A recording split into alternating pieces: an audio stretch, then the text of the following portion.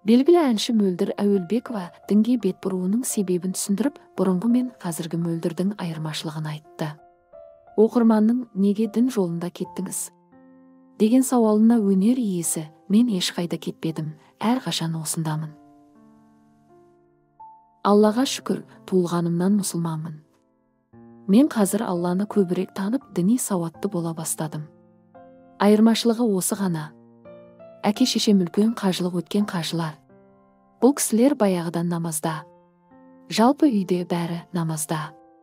Қайта мен бәрінен кейін жығылғам. Мен бұрын намаз оқығанымда жарияламағамын. Енді осы орамал киіп едім, көбісі табан асты дінге толық бет бұрды деп ойлап қалды. Енді орамал басымда тұрған соң оны намаз сияқты жасыра алмаймын ғой» деп жауап берді. Сондай-ақ ол ер баланы әкесіз өсірген қаншалықты қиын екенін айтты. Оқырман: ер балаларды әкесіз өсірген қиын емес пе?